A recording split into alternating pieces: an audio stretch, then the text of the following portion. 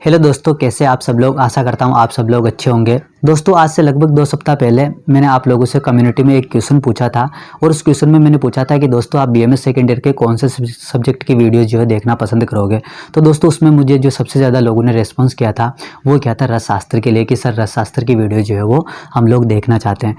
तो दोस्तों उस क्वेश्चन के रेस्पॉन्स के अकॉर्डिंग मैं आज की वीडियो में जो है आपसे बीएमएस सेकेंड ईयर के बारे में बात करने वाला हूँ। इसमें दोस्तों जो सब्जेक्ट है अपने पास में रसशास्त्र है और उसके अंदर जो टॉपिक आज की वीडियो में हम कवर करने वाले हैं वो है परिभाषा एवं द्रव्य वर्ग प्रकरण। क्योंकि दोस्तों रसशास्त्र के अंदर जब भी मैं आगे आप लोगों को पारद के बारे में, धातु के बारे में, उपधातु के बारे में, महारस, उपरस, साधारण रस, है ना, शुद्ध, सिक्ता, वर्ग, इन सब के बारे में, विष, उपविष, इन सब के बारे में बताऊंगा। तो इनके बारे में आपको लोगों को जो है वो अलग अलग चीज़ें देखने को मिलेगी, जैसे कि है ना उसका जो है वो शोधन किस तरह से करते हैं, मारण किस तरह से करते हैं, है ना। तो इनमें अलग अलग छोटे छोटे टर्म जो है वो आपको वहाँ पर देखने को मिलेगी। तो उन सारी चीज़ों को समझना आपके लिए पहले ही ज़रूरी है, क्योंकि अगर आप उन सब चीज़ों को नहीं समझ पाओगे तो टॉपिक को समझना थोड़ा हार्ड हो जाता है। तो इसलिए आज की वीडियो की स्टार्टिंग जो है वो आपको परिभाषा से ही करेंगे, ताकि आप लोग आगे आने वाली जितने भी वीडियोज होगी रसशास्त्र से रिलेटेड उनको अच्छे से समझ पाओ। इसमें दोस्तों अगर मैं परिभाषा की बात करता हूं तो सिंपल डेफिनेशन आप सभी को पता है कि परिभाषा क्या होती है, कि संक्षिप्त और सांकेतिक शब्द होते हैं जिसके द्वारा कोई भी शास्त्र के जो गुप्त या अप्रकट अर्थ होता है उसको समझने का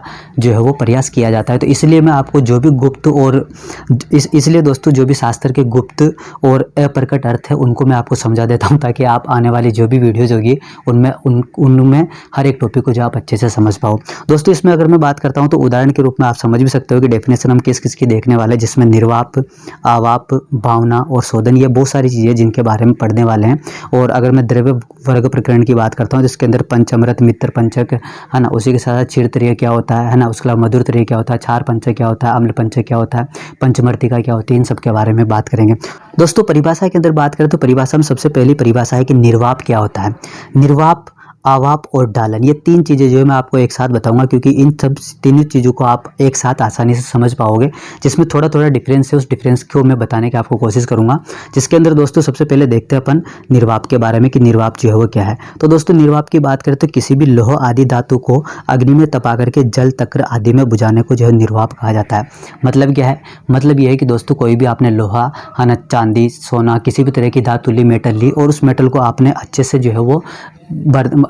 अग्नि में तपाया, और अग्नि में तपाने के बाद में जब वो रक्त तप्त हो जाती है, मतलब रेड हॉट हो जाती है बिल्कुल, तो उसके बाद में अगर आप उसको तक्र के साथ में या फिर जल के साथ में बुझाते हो तो उस बुझाने की प्रक्रिया को क्या बोला जाता है, निर्वाप बोला जाता है। सेकंड जो दोस्तों परिभाषा है वो है आवाप। आवाप में क्या है कि किसी भी पिघलने वाली धातु को पिघला करके उसमें अन्य द्रव्य का प्रक्षेप डालना आवाप कहलाता है। अब निर्वाप के अंदर तो क्या कर रहे थे कि लोहा आदि धातु को आपने पिघलाया, और पिघलाने के बाद में उसको या तो जल के साथ में या तक्र के साथ में अगर आपने बुझाया है तो उसको क्या बोलते हैं, निर्वाप बोलते हैं। और आवाप क्या होता है कि आपने पिघला तो लिया, लेकिन पिघलाने के बाद में अगर आप उसके ऊपर किसी भी दूसरे द्रव्य को डालते हो, किसी भी अन्य द्रव्य के प्रक्षेप को अगर डालते हो तो उस प्रक्रिया को क्या बोलते हैं, अपन आवाप बोलते हैं। अब थर्ड जो पॉइंट है वो भी है डालन के बारे में। डालन का मतलब क्या है कि किसी धातु को पिघला करके उसको किसी अन्य द्रव में डालना, ठीक है। अब दोस्तों अगर मैं तीनों को कोरिलेट करता हूँ तो इसमें सबसे पहले अगर अपन बात करते हैं कि निर्वाप क्या था, तो निर्वाप के अंदर तो मैंने क्या किया कि कोई भी जो लोहा आदि धातु थी उसको मैंने तपाया और अग्नि में तपा करके उसको जल, तक्र आदि के साथ में जो है बुझाया। अगर मैं धातु को तपा करके जल, तक्र आदि के साथ में बुझाता हूं तो उस प्रक्रिया को बोला जाता है निर्वाप। अच्छे से समझना। आवाप क्या होता है कि पिघला है तो सही, लेकिन पिघलाने के बाद में अगर किसी भी अन्य द्रव्य का प्रक्षेप अगर उस धातु के साथ में मिलाया जाता है, डाला जाता है, तो उसको बोलते हैं आवाप। और डालन क्या होता है कि किसी धातु को पिघला करके उसको अन्य द्रव्य में डालना, ठीक है, ये क्या कहलाता है, डालन कहलाता है। तो थोड़ा थोड़ा डिफरेंस है जो आप ध्यान रखना। उसके बाद नेक्स्ट बात करते हैं दोस्तों की भावना, जारना और मूर्छना जो है क्या होती है, ठीक है। तो भावना का मतलब क्या होता है कि किसी भी औषध के चूर्ण को द्रव पदार्थ के साथ खरल में मर्दन करके सुखाने की क्रिया को भावना कहा जाता है। मान लो कि कोई भी औषधि का चूर्ण था, उस औषधि के चूर्ण को किसी द्रव पदार्थ के साथ में मिलाया, ठीक है, और औषधि के चूर्ण को द्रव पदार्थ के साथ में मिला करके मैंने खरल में, जैसे जो बांटने वाला जो होता है ना, जैसे उलूकुल यंत्र, आगे यंत्र वाला चैप्टर पढ़ेंगे उस टाइम में खरल यंत्र, उलूकुल यंत्र, ये अलग अलग यंत्र है जिनके बारे में आपको बताऊंगा। अभी जस्ट आपको ध्यान रखना है कि उसको खरल में डाला, और खरल में डाल करके अगर आपने उसका मर्दन किया, मर्दन करके अगर उसको सुखाया है तो उसको क्या बोलते हैं, अपन भावना बोलते हैं। एक बार दोबारा आप लोगों को समझाता हूँ कि कोई भी औषधि का चूर्ण लिया और उस चूर्ण के साथ में आपने किसी द्रव पदार्थ को लिया, ठीक है। औषधि के चूर्ण को और द्रव पदार्थ को आपने दोनों को साथ में लिया, खरल में डाला, और खरल में डाल करके अगर आप उसका मर्दन करके उसको सुखाते हो तो सुखाने की क्रिया को क्या बोलते हैं, भावना बोलते हैं। जारना का मतलब जैसे भोजन का पाचन होता है, उसी तरह से आप समझ सकते हो जारना का मतलब जीर्ण होना, कि यंत्र आदि के सहयोग से पारद में दिया गया दुर्त लोहा आदि का ग्रास अच्छी प्रकार से पच जाए तो उसको क्या बोलते हैं, जारना बोलते हैं। दोस्तों ये ज़्यादातर चीज़ें जो आपको देखो याद ही रखनी है, क्योंकि इसमें से निर्वाप, आवाप, डालन, शोधन, मारण, है ना, कज्जली, ये छोटी छोटी चीज़ें जो आपको एमसीक्यू टाइप में या फिर 2 नंबर के क्वेश्चन में या फिर डेफिनेशन जो है पूछी जा सकती है। और आपके लिए परिभाषा शारीर और द्रव्य प्रकरण जो आने वाला है अभी जस्ट, है ना, तो वो आपके लिए इंपॉर्टेंट है, क्योंकि इनमें से पेपर के अंदर आपको 101% क्वेश्चन जो है देखने को मिलता है, क्योंकि छोटी छोटी चीज़ें जो आपको या तो 2 नंबर में पूछ ली जाती है या फिर 5 नंबर के क्वेश्चन में 3 से 4 परिभाषाएं जो आपको एक साथ पूछ लेंगे, तो इस तरह से पूछते हैं। लेकिन ये फैक्ट है कि यहाँ से क्वेश्चन हर एक पेपर में हर बार जो है पूछा जाता है, तो इसको अच्छे से समझना, आप रट लेना अगर समझ में नहीं आ रही तो, लेकिन कर जरूर लेना। दोस्तों नेक्स्ट डेफिनेशन की बात करते हैं, वो है मूर्छना। मूर्छना का मतलब है कि जब पारद अपनी गुरुता एवं चंचलता को त्याग करके कजल्ली जैसा हो जाता है तो उसको क्या बोला जाता है, मूर्छना बोला जाता है। अब दोस्तों मूर्छना की बात करें तो इस मूर्छना की बात करता हूँ, तो मूर्छना जो है वो क्यों की जाती है पारद के साथ में, तो उसका भी रीजन है।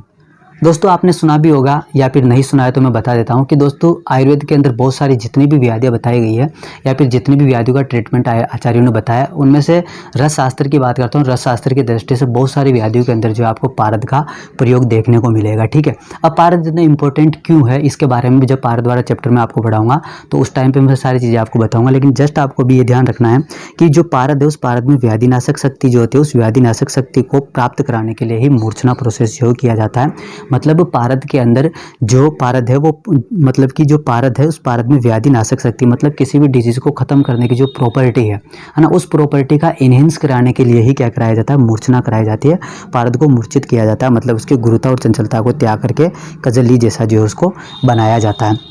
अगली डेफिनेशन है दोस्तों शोधन। अब शोधन की अगर मैं बात करता हूँ, शोधन क्या होता है, मैं धातु पढ़ाऊंगा, पारद पढ़ाऊंगा, है ना, महारस, उपरस, ये साधारण रस आपको पढ़ाऊंगा, तो उस टाइम में मैं बोलूँगा कि चलो अब महारस का शोधन पढ़ते हैं, अभ्रक का शोधन पढ़ते हैं, है ना, हड़ताल का शोधन पढ़ते हैं, इस तरह से मैं आपको बोलूँगा। तो शोधन एक्चुअल में होता क्या है, शोधन का मतलब होता है कि एक तरह से प्यूरिफिकेशन। प्यूरिफिकेशन का मतलब जनरली आप समझ भी सकते हो कि किसी भी चीज़ की अशुद्धि को हटाना। एक्चुअल में डेफिनेशन क्या है, एक्चुअल में डेफिनेशन की बात करते हो किसी भी द्रव्य के मलु को दूर करने के लिए बताई गई औषधियों के साथ में मिलाकर के मर्दन, स्वेदन, निर्वाप, आवाप, डालन आदि क्रियाएं करना। मतलब कोई भी द्रव्य था, उस द्रव्य के अंदर जितने भी मल है, ठीक है, जैसे मान लो पारद ही है, पारद के अंदर अशुद्धियां हैं, उन अशुद्धियों को दूर करने के लिए मैं उसके साथ में कोई भी औषधि द्रव्य मिलाऊंगा, और कोई भी औषधि द्रव्य मिला करके या तो मैं उसका निर्वाप करूंगा, या उसका आवाप करूंगा, या उसका डालन करूंगा, या फिर उसका स्वेदन करूंगा, कुछ ना कुछ ऐसा प्रोसेस करूंगा जिसके द्वारा उसमें उपस्थित जितनी भी अशुद्धियां हैं वो सारी की सारी क्या हो जाएगी, दूर हो जाएगी, हट जाएगी, और एक शुद्ध पारद जो है अपने को मिल जाएगा। तो ये पूरा का पूरा जो प्रोसीजर होता है, प्रोसेस जो होता है, इसी को अपन क्या बोलते हैं, शोधन बोलते हैं। इसके बाद में दोस्तों नेक्स्ट जो 3 डेफिनेशन मैं आपको बताने वाला हूँ, वापस वो जैसे निर्वाप, आवाप और डालन एक दूसरे से रिलेटेड थी, उसी तरह से मारण, अमृतीकरण और लोहितीकरण, ये तीनों जो स्टेप है ये एक दूसरे से रिलेटेड है। अगर आपको मारण समझ में आ गया तो आप अमृतीकरण और लोहितीकरण को आराम से समझ पाओगे, और अगर आपको मारण समझ नहीं आया तो आप अमृतीकरण और लोहितीकरण क्या है इसको नहीं समझ पाओगे। दोस्तों इसमें सबसे पहले बात करते हैं कि मारण क्या है। मारण की अगर मैं बात करता हूँ तो दोस्तों मान लो कि आपने कोई भी धातु ली, जैसे मान लो कि लोहा धातु ली, ठीक है, उस लोहा धातु के साथ में आपने कोई भी औषध द्रव्य मिलाया, फिर कोई दूसरी चीज़ मिलाई, और दूसरी चीज़ को मिला करके आपने उसकी क्या बना दी, भस्म बना दी, ठीक है। तो धातु में किसी दूसरी चीज़ को मिला करके अगर आप भस्म बनाते हो तो भस्म बनाने की ये जो पूरी प्रक्रिया होती है इसको अपन क्या बोलते हैं, मारण के नाम से जानते हैं। अब आपने जो भस्म बनाई है दोस्तों, उस भस्म में हो सकता है कि कुछ ना कुछ अशुद्धि या इम्प्योरिटी वहाँ उसमें हो, तो उस भस्म में से जो भी अशुद्धियाँ हैं, मान लो कि कोई अशुद्धि अगर बची जाती है, गलती हो ही सकती है ना, कुछ ना कुछ इम्प्योरिटी जो है वो रह सकती है, तो जो भी भस्म आपने बनाई है धातु की, उस भस्म में से जो बची हुई अशुद्धियाँ, उस अशुद्धियों को हटाने की जो प्रक्रिया होती है उसी को अपन अमृतीकरण के नाम से जानते हैं। अब जब आपने मारण किया, अमृतीकरण किया, इतना सारा जो है लोहे के साथ में आपने कचड़ पचड़ किया, ये सारी चीज़ें करी कि उसका भस्म बनाया, फिर उसमें अशुद्धियों को दूर किया, तो ऑब्वियसली बात है कि उसका जो भी कलर है, वर्ण है, वो वर्ण क्या हुआ होगा, नष्ट हुआ होगा। अब अगर वर्ण नष्ट होगा तो उस वर्ण को वापस लाने के लिए जो प्रोसेस किया जाता है, या फिर ये कहूँ कि जो लोहा है उस लोहे के वर्ण, लोहा है उस लोहे में वर्ण को उत्पन्न करने के लिए जो प्रोसेस किया जाता है उसको अपन क्या बोलते हैं, अमृतीकरण बोलते हैं। अब दोस्तों ये तो मैंने आपको ऊपर ऊपर से समझा दिया कि धातु से अगर आप भस्म बनाते हो तो उसको मारण बोलते हैं। और भस्म में से जो इम्प्योरिटीज़ होती है उस इम्प्योरिटीज़ को अगर आप हटाते हो तो उसको अमृतीकरण बोलते हैं। और उसके बारे में अगर उसमें वर्ण का आप इन्हेंस कराते हो, वर्ण को अगर आप जो है उसके अंदर वापस लेकर के आते हो तो उस प्रक्रिया को लोहितीकरण बोलते हैं। लेकिन एक्चुअल में इनकी परिभाषा क्या होती है उसके बारे में देखते हैं कि एक्चुअल में परिभाषा यह है कि लौह आदि धातुओं को वनस्पति सौरस आदि का सहयोग करके अग्नि और मर्दन की सहायता से भस्म करने की क्रिया को क्या बोलते हैं, मारण बोलते हैं। मतलब वही मैंने आपको समझाया कि कोई भी धातु ली और उस धातु को आपने वनस्पतिक सौरस या फिर अग्नि के साथ में या फिर आपने मर्दन किया, अलग अलग तरह के प्रोसेस किए और अलग अलग तरह के प्रोसेस प्रक्रिया के द्वारा अगर आपने भस्म को प्राप्त कर लिया तो वो क्या है, मारण है। मतलब कि लौह आदि धातु से भस्म बनाने की जो क्रिया है वही क्या कहलाती है, मारण कहलाती है। अमृतीकरण की अगर मैं बात करता हूं तो अमृतीकरण क्या है कि मारण प्रक्रम से प्राप्त भस्म में शेष अशुद्धियों को दूर करने के लिए किया जाने वाला जो संस्कार होता है, जिससे कि धातु आदि की भस्म करने के पश्चात भी उसमें शेष रहने वाली जो दोष होते हैं उनको दूर करने का काम किया जाता है। मतलब मैंने आपको शुरुआत में समझा दिया था कि भस्म जो आपने बनाई इसमें कुछ ना कुछ इम्प्योरिटी जो है शेष रह सकती है, तो उन इम्प्योरिटीज़ को, उन अशुद्धियों को दूर करने के लिए जो प्रोसेस आप प्रयोग में लेते हो उसी को अपन क्या बोलते हैं, अमृतीकरण बोलते हैं। अब आपने मारण किया, अमृतीकरण किया, इससे ऑब्वियसली 100% है कि वर्ण की हानि तो हुई होगी, मतलब कलर की हानि जो है वो हुई होगी, डिस्कलरेशन जो है वहाँ पर आपको देखने को मिला होगा। अमृतीकरण से भस्म में वर्ण हानि होती है, अतः रक्त वर्ण उत्पन्न करने के लिए भस्म में जो क्रिया की जाती है उसी को अपन क्या बोलते हैं, लोहितीकरण बोलते हैं। तो यही है, तो कोई अलग सी चीज़ नहीं है, लेकिन तीनों चीज़ें जो है एक दूसरे से क्या है, रिलेटेड है। इसलिए आपको अगर मारण समझ में आया तो आप अमृतीकरण को समझ पाओगे, अमृतीकरण समझ आया तो लोहितीकरण को समझ पाओगे। तो मारण तो क्या था, सीधा लोहे से जो है भस्म बनाने की क्रिया क्या थी, मारण थी। उसके बाद में जो इम्प्योरिटीज शेष रह गई थी उनको हटाने की क्रिया जो है क्या कहलाती है, अमृतीकरण कहलाती है। और उसके बाद में जो रक्त वर्ण है उस रक्त वर्ण को वापस उत्पन्न करने की जो प्रक्रिया है वो क्या कहलाती है, लोहितीकरण कहलाती है। तो इस तरह से स्टेप बाय स्टेप जो अगर आप चीज़ों को समझोगे तो आपको बहुत अच्छे से समझ में आएगी। ठीक है, अब आगे बात करते हैं कि कजल्ली क्या होती है। दोस्तों कजल्ली की बात करें तो कजल्ली में लिखा हुआ है कि बिना द्रव पदार्थ के किसी धातु के साथ पारद डालकर मर्दन करना।